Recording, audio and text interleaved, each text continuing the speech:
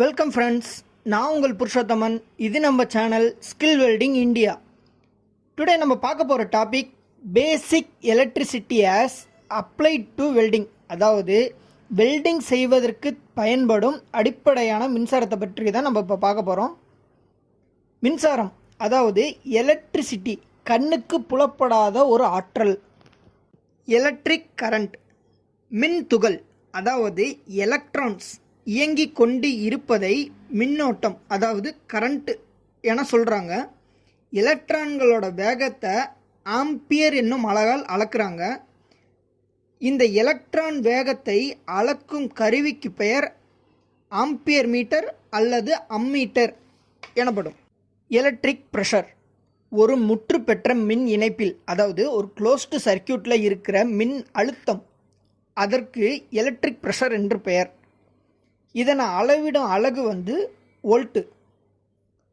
இதன் உதவியால் மின்சாரத்தை ஒரு இடத்துல இருந்து இன்னொரு இடத்துக்கு எடுத்து செல்ல பயன்படுகிறது. இதனை இஎம்எஃப் அதாவது எலக்ட்ரோ மோட்டிவ் ஃபோர்ஸ் எனவும் அழைக்கிறாங்க. இதுக்கு இன்னொரு பேர் இருக்குது, அது வோல்டேஜ்.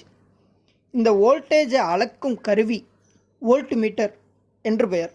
மின் தடை அதாவது எலக்ட்ரிக் ரெசிஸ்டன்ஸ் உலோகங்களில் மின்சாரம் கடத்துவதற்கு எதிர்ப்பாக உள்ள தன்மையை கொண்ட உலோகங்களுக்கு எலக்ட்ரிக் ரெசிஸ்டன்ஸ் என்று பெயர். ரெசிஸ்டன்ஸை அளக்கும் அலகு ஓம். ரெசிஸ்டன்ஸை அளக்க பயன்படும் கருவி ஓம் மீட்டர் அல்லது மெகர் என்று பெயர்.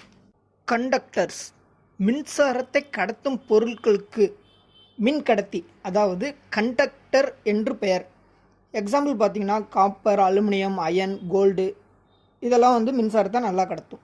நான் கண்டக்டர் ஆர் இன்சுலேட்டர்ஸ் மின்சாரத்தை கடத்தா பொருட்களுக்கு நான் கண்டக்டர்ஸ் என்று பெயர். எக்ஸாம்பிள் பார்த்திங்கன்னா glass, rubber, plastic, dry wood இதிலெல்லாம் மின்சாரம் பாயாது. அதனால் இது மின் கடத்தா பொருட்கள். எலக்ட்ரிக் சர்க்கியூட் மின்சாரம் பாயும் போது அது கடந்து செல்லும் பாதைக்கு எலக்ட்ரிக் சர்க்கியூட் என்று பெயர். ஒரு எலக்ட்ரிக் சர்க்கியூட்டிலும் கரண்ட், வோல்டேஜ், ரெசிஸ்டன்ஸ் ஆகிய மூன்றும் நிச்சயமாக இருக்கும். There are two types of electric circuits: series circuit, parallel circuit. Series circuit electric சர்க்கியூட்டில் உள்ள ரெசிஸ்டன்ஸ் அனைத்தும் தொடர்ச்சியாக இணைக்கப்பட்டு ஒரே பாதையில் மின்னோட்டம் பாயும்படியாக அமைக்கப்பட்டிருந்தால் அதற்கு சீரியஸ் சர்க்கியூட் என்று பெயர்.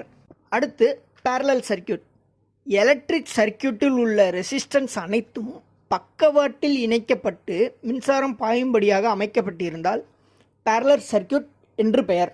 ஓம்ஸ் லா இது மின் விஞ்ஞானத்தின் மிக அதிகமாக பயன்படுத்தக்கூடிய ஒரு விதி.